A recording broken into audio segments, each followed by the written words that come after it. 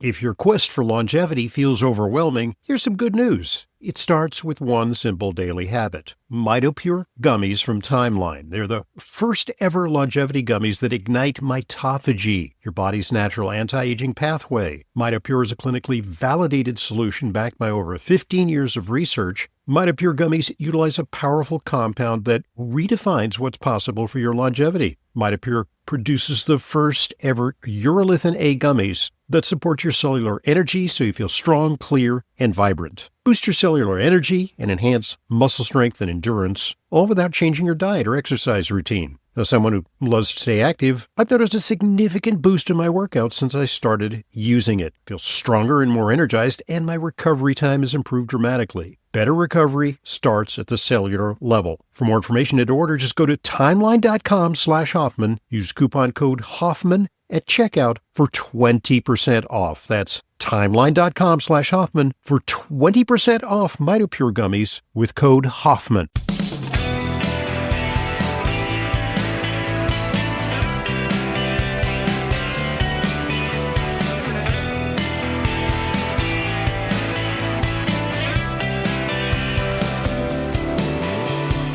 Welcome to today's Intelligent Medicine Podcast. I'm your host, Dr. Ronald Hoffman. Very much looking forward to today's conversation with one of our favorite contributors, Dr. Jeffrey Bland. Dr. Bland is known to many of you, especially if you are a health practitioner, because he has been the inspiration for literally tens of thousands of integrative health practitioners, because he is considered the godfather of what is termed functional medicine. If you're not acquainted with functional medicine, well, just stand by because we're going to talk a little bit about functional medicine and how functional medicine is complementary to our high-tech, very pharmaceutically oriented current form of medicine, because it emphasizes diet and lifestyle and natural supplements.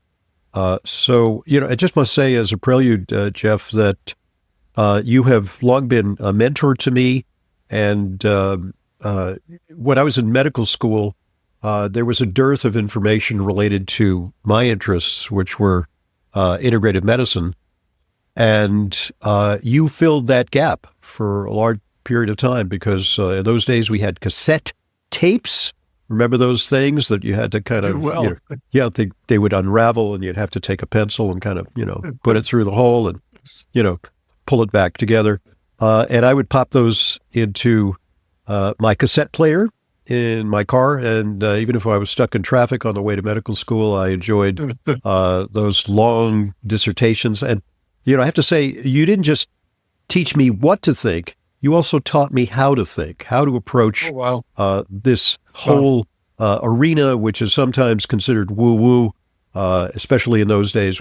It was controversial, this notion of, quote, alternative medicine, and to really base it in hard science, because that is your background as a PhD scientist. And, I think that really shaped my approach to this, and intelligent medicine listeners are the beneficiaries of that. So thanks to you.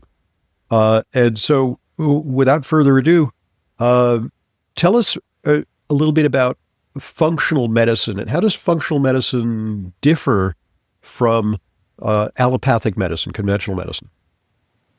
Yeah, thanks, Ron. And by the way, thank you so much for that very complimentary introduction. I'm very privileged to have you as a friend and colleague, and I'm very, I'm almost embarrassed that someone of your skill and stature would look back at those early years as being important in your education. So thank you. It was very kind of you. Indeed. So yeah, let's just quickly summarize now what is 35 years, actually now going on 36 years of functional medicine formalization. So as a consequence of a whole series of things that were occurring in my life, when I left as an academic in 1984, after 2 years of being on a sabbatical leave with Dr. Linus Pauling at Stanford at his institute, and made the decision to give up my tenure faculty position and to start an educational institution to teach doctors how to do nutritional medicine in their practice. That sounds like a totally fallacious concept, but right. It was a daring move. Like, people said, "Oh my goodness, you have a wonderful academic career ahead of you, and you're just blowing it up."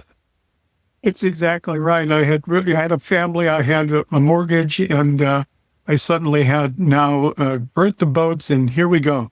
But the story is obviously turned out fine over those years since. But what happened from the 84 year until 1990 was a lot of travel and meeting with people like you that are thoughtful and, intellectually rigorous and really committed to health as a principal pursuit. And I did a lot of travel internationally. In fact, over the years now, I've traveled over 6 million miles, which sounds even crazy to say that any human being would do that. But it happened over the course of the last 50 years for me.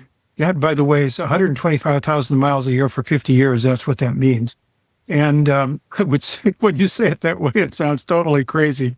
But what I did was have a great education from all these people that I met around the world in these travels. And I was able to, I think, as a kind of a builder of ideas, synthesizing ideas of other people, put it together in kind of some kind of a logical framework. It eventually led me to recognize that what I had learned from Dr. Pauly was to think in systems, and that maybe we needed to look at how systems biology would apply to healthcare. That then ultimately led to these meetings that my wife actually sponsored, that we brought 40 of our colleague friends that I had met from different disciplines to come in and do a whiteboard discussion about what could medicine be if we took out licensure and reimbursement and just looked at it in the optimal way that you could construct something to be focused on health. What would it look like?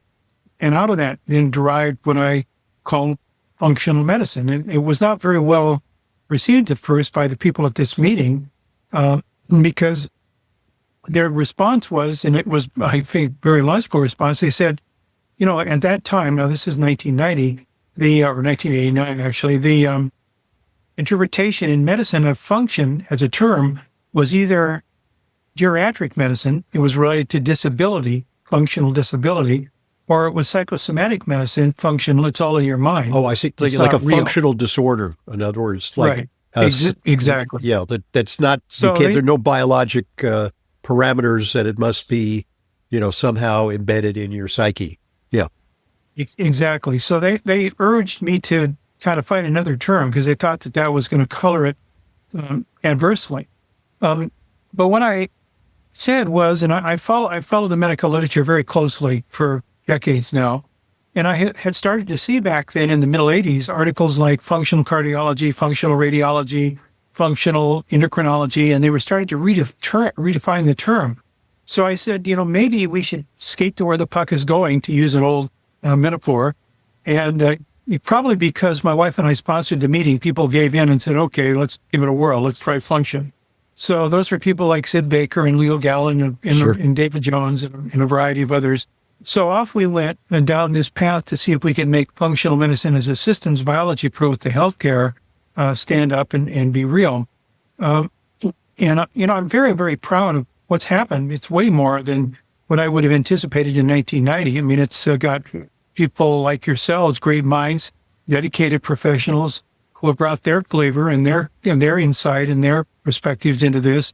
We formed an alliance with Dr. Lee Hood's group, the Institute for Systems Biology at the University of Washington, and then later he formed his own institute, the ISB Institute for Systems Biology, that's world-renowned. And so we started to develop an academic underpinning for the ability to kind of build out this clinical architecture as how you would apply systems biology thinking, so you would be treating the cause, not just the effect. It would, people call it root cause based focus. So again, I need to say that there is absolutely nothing wrong with allopathic medicine. It serves a very, very useful purpose, and it saved millions of lives by the interventional medicine that we have from the application of that model. But 60 to 70% of our healthcare expenditures are now going out for a chronic disease that doesn't fit nicely into a tidy definition that can be treated easily with interventional medicine with drug therapy. So where do these lie? What are we going to do to find a solution to those problems? And that's the area that I think I've been focusing on for the last 50 years of my life, is how do we beat back this burden of reducible chronic illness that is not associated necessarily with infection or injury, but comes from something that the body is responding to the environment as if it was a foreigner and producing, I guess you call it innocent bystander damage to us in the process. We call heart disease and in diabetes and arthritis and dementia and so forth. So that's where functional medicine, I think, has its skill. Well, let's contrast the approaches because let's take, for example, high blood pressure, a common phenomenon. And in conventional medicine, we have a whole array of medications that can fix your blood pressure. Sometimes people take one medication, sometimes people take a combination of medications to normalize their blood pressure. So how would functional medicine approach it rather than simply saying, well, let's match the patient to the medication? Would functional medicine be looking for root causes? And there might, one person's high blood pressure might be different from another person's high blood pressure? Oh, you said so many things in that. That's a bit of a drop the mic statement. We have to unpack that, yeah. Yeah, there's a number of important variables that first of all, this concept of N of one medicine is true. That, we group people for Tayloristic economy of scale into groups that we call diseases. But every person in that disease family is different than every other person. We don't have a disease. Right. We have a group of conditions that we cluster together to put a name on it called a disease to make it efficient to treat with a specific therapy. And by the way, you wrote a book entitled The Disease Delusion, I believe. Yes, that's right. Yeah, that's 10 years old now. It's hard to believe. Yeah. So the New England Journal of Medicine just published a very interesting paper in, I think it was a week ago now, around a concept that we're all familiar with if we studied anything in medicine called the number needed to treat, NNT, the number needed to treat. And it's the term the pharmacology world uses to determine how good a drug is. Because if you have 100 people that have a specific diagnosis and you treat with a specific drug, how many of them will have positive outcomes? So that's the number needed to treat. And, ideally, you'd like a drug that had it 100%. Then everybody that with that disease that got that drug had a positive, but we know that's not true. So let's use an example. Let's use the example of statins, which is very familiar. It's the number one prescribed drug for quite a while, and prevention of heart disease. It turns out that the data, number needed to treat with statins to reduce one heart disease patient is 278. So in other words, 277 people would have to be treated needlessly to save one person. That's right. Exactly. Okay. So one scratches their head and says, well, hold on, how did we get this drug approved then? It's prescribed to so many people. It's because we considered a risk factor, elevated cholesterol, or we did at least, and therefore it's something that has a demonstrated efficacy at a certain level, and its risk is, quote, low, and that's in air quotes, depends on how you want to define risk. So if it's got low risk and some value against a major determinant of disease, which is heart disease, then let's approve it. That's the logic. Now let's use another family of drugs. This one is a little better. Let's use the TNF-alpha blocking agents that are used to treat autoimmune disease. Okay. So if I asked again the question of 100 patients with a certain diagnosed autoimmune disease, I'm going to use rheumatoid arthritis because that's one that I have pretty good data on. If you had 100 rheumatoid arthritis patients and you gave them the prescribed drug, could be Enbrel or it could be Remicade, one of the TNF-alpha blocking drugs, which are very expensive, $15,000 or more a month. What would you expect on 100 patients in terms of positive outcome? You'd expect from the data that's been assembled now over many years of use about 40. So that means 60 out of 100 don't have, some of them have an adverse response, but let's say 60 out of 100 don't have a really good response. So you're then using a drug that's very costly, that has some pretty reasonable adverse side effects. It has a black box warning on the drug for 4 out of 10 patients or 40 out of 100. So then if you ask, well, what's the number needed to treat to prevent heart disease if you were to use personalized lifestyle intervention or a functional medicine model, where you personalize to the individual based upon their own data and their own history and their own genomics? Now we start to assemble a different data set, which I've been doing. I just wrote a paper on this actually, which shows that the number goes up to but greater than 60 out of 100. Oh. So, now we've gone from very low probability of outcome, a number to treat, to where we have a pretty high probability. Now, the criticism, and I acknowledge this is a valid criticism, is, well, Jeff, that's all theoretic, depending, built on the proposition that people will do what they're supposed to Yeah, do. that whole you give them a adherence program. question. Yeah. That's right. And a lot of people won't do what they're supposed to do. So, it's easier to take a pill than it is to change your lifestyle. So this all becomes kind of murky, but we do know that there is an option that people have that's much higher outcome possibility with lower risk to adverse side effects if they elect to do it. Okay, folks, at this point, let's pause and allow one of our sponsors an opportunity to share an important message with you. So here it goes. Listen up.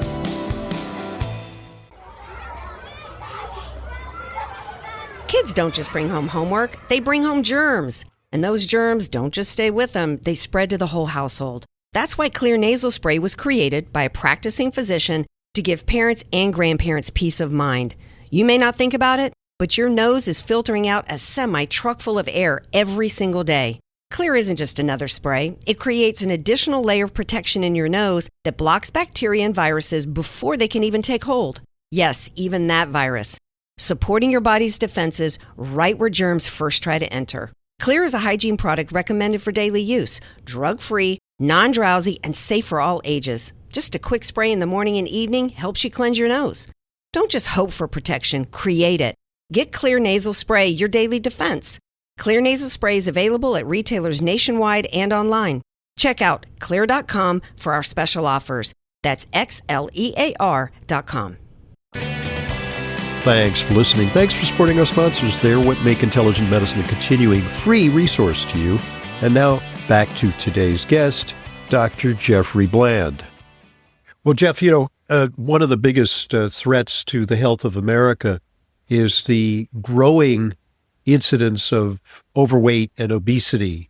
And that's something that we in the nutritional field have long been challenged with, and that has been in our wheelhouse traditionally, addressing obesity, with diet, exercise programs. But along come these new GLP-1 drugs. So does that discourage you? Does that portend the death knell of functional medicine? Because now we have these injections, we have these pills, and people can reverse the ravages of the American diet and the American lifestyle, virtually instantaneously and lose high double-digit percentages of their body weight. Now, I consider the revolution with these what are called endocrine drugs to be a major paradigm-shifting advance in pharmacology. However, and this is an important pharmacology, so I'm going to compress 25 years of my life into a very few number of sentences. 25 years ago, as a consequence of hiring a person who was skilled in the art around hops, Humulus lupus, he said from his work as a head of science at Miller Brewing, which uses hops in the brewing of beer. That's where you find the hops. I noticed some really interesting things when I would go around as the head of research to these various breweries, and I'd talk to the brewmasters or the people that a lot of these people were very slender. And, they had free access to any amount of beer they wanted to drink, but they appeared very slender. And he said, I always wondered, was there something about, they would stand over these brewing vats and breathe the vapors. And was there something about that could have been related to their physiology? And I said, well, that's an interesting kind of observation. I'm not sure. So we started looking at what were the bioactive ingredients in hops that differentiated it from other plants. And we found that there was a series of phytochemicals in hops called humulones. And these humulones were very interesting molecules from a chemical point of view, but they turned out that they are bittering agents. Okay, we all know that. We have hoppy beers, very bitter. And so these bittering agents, how do they produce bitter? They produce the perception of bitter because they interact with the taste buds in our tongue that are bitter sensitive. These are called the TAS2 receptors. And we have TAS1 receptors, they're responsive to sweet. We have TAS2, they're receptive to bitter. And we have TAS3, they're umami receptors. So they're signaling receptors that tell our brain something about the architecture of that food or beverage.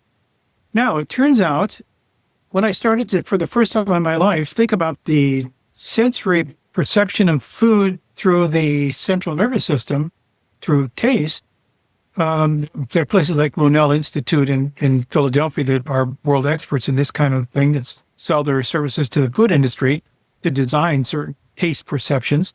I started thinking about, well, hold it, those receptors whose composition had actually by that time been chemically characterized. So we knew exactly how those receptors were constructed in the body.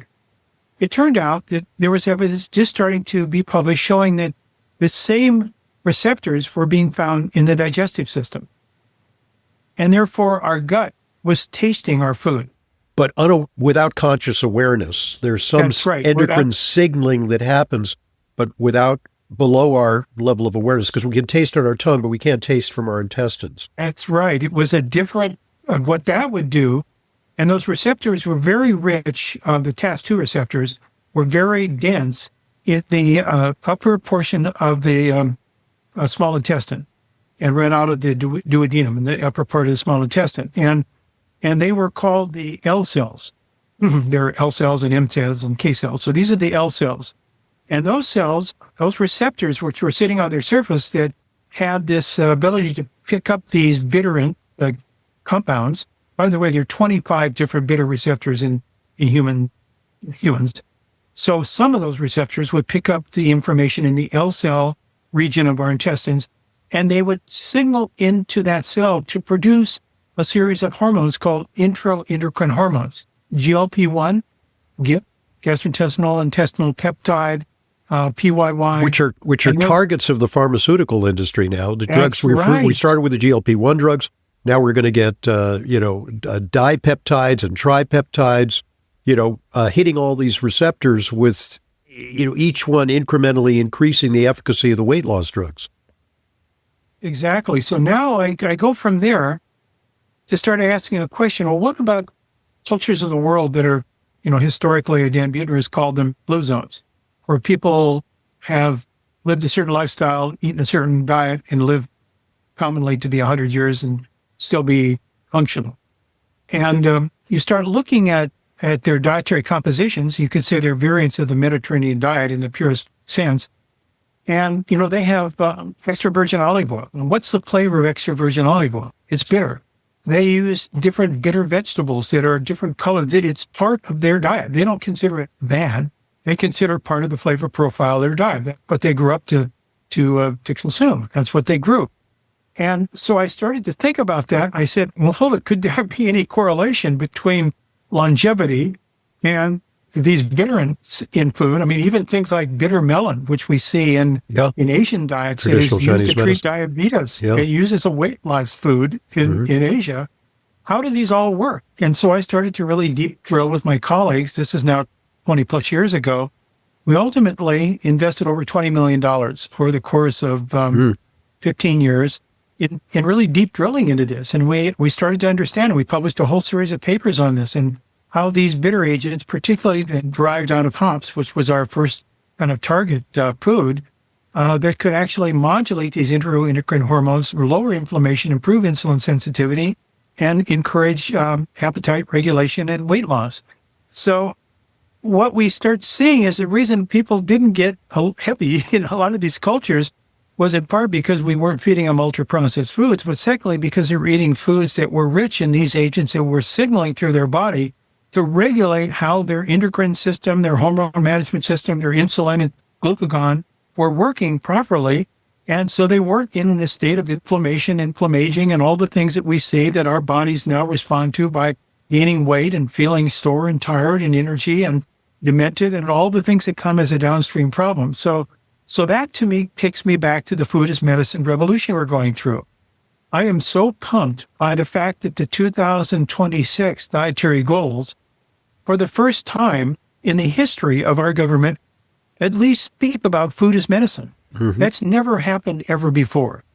I don't want to get into the inverted food pyramid and all that stuff. That's window dressing. What I want to talk about is the basic concept that food contains information that signals to our genes how to respond. And if we're feeding food that's filled with bad information, our body does what it's supposed to do. It tries to fight back. That's called inflammation. It's doing what it's designed to do.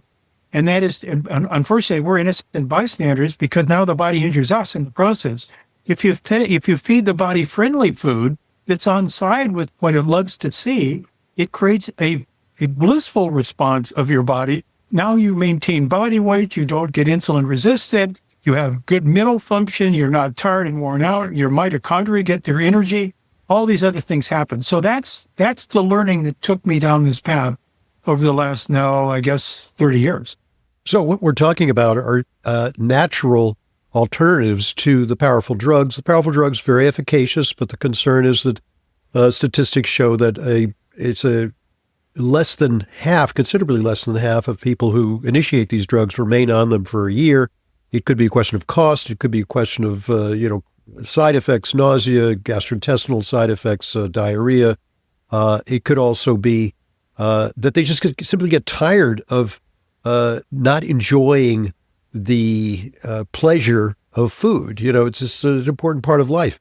So finding a natural alternative, I think, is important. And coincidentally, and we discussed this, before the podcast, is that I am currently a little bit jet lagged because I just returned on a 16-hour flight from Auckland, New Zealand, where I visited the headquarters of Calicur, which actually is a company. It's not your company, but it's a company that you're fond of because, the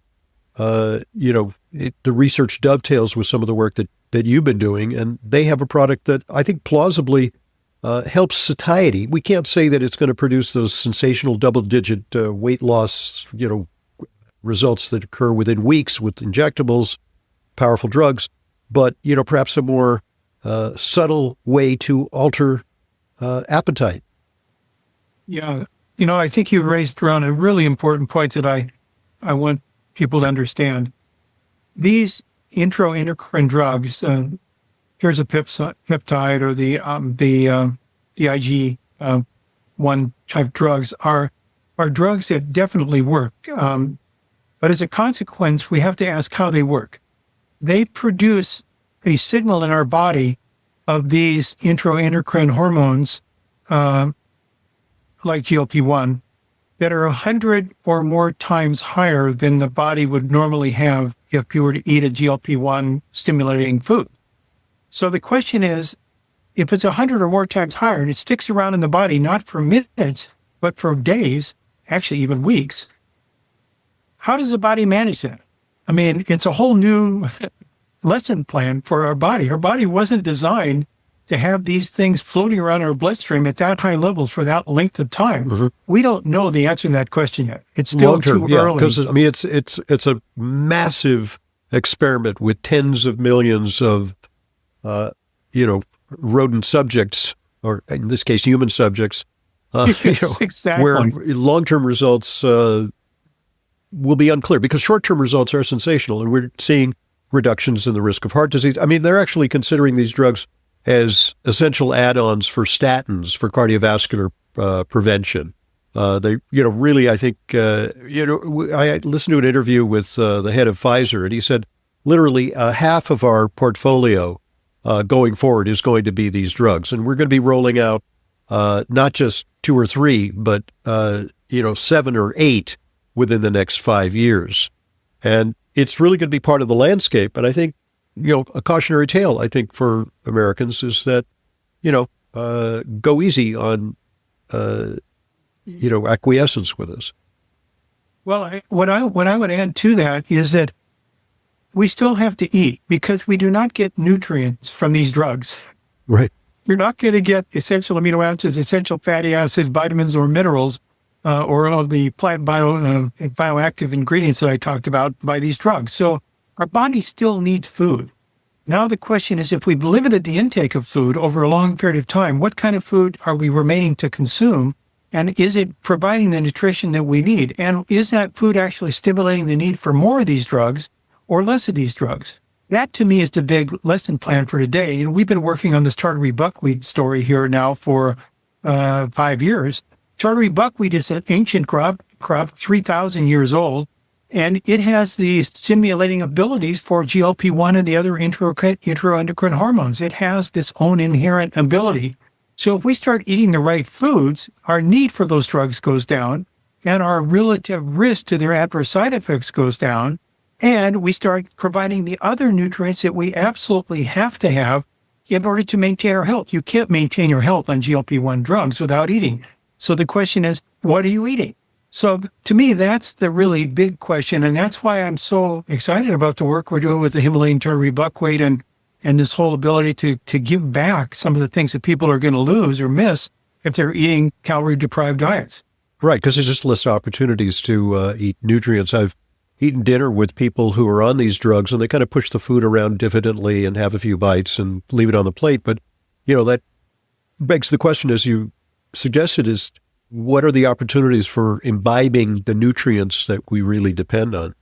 So I want to circle back to the HTB, the Himalayan tartary buckwheat story in part 2. I also want to talk about fish oil, which appears to be kind of the Swiss Army knife of nutrients. There's so many benefits to fish oil. We'll talk about that in part 2, but I want to also issue this call to action because your company, because I always look to you for, what's Jeff Bland working on now? And your passion project these days is Big Bold Health, which makes the HTB products. We'll talk about them in part 2, and also a unique form of fish oil, which I've switched to because I think it's really far and away the superior form of fish oil, and we'll explain why in part 2. So visit bigboldhealth.com/Hoffman, and you too will experience the difference. That's bigboldhealth.com/Hoffman. Special offer for our intelligent medicine listeners for the product Omega-3 Rejuvenate. That's the name of their fish oil.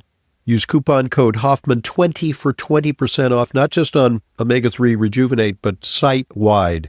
And when we return, we'll focus on Big Bold Health and some of their offerings. Jeff Bland, Dr. Jeffrey Bland, founder, president of Personal Lifestyle Medicine Institute and president of Big Bold Health, is today's guest. I'm Dr. Ronald Hoffman, and this is Intelligent Medicine.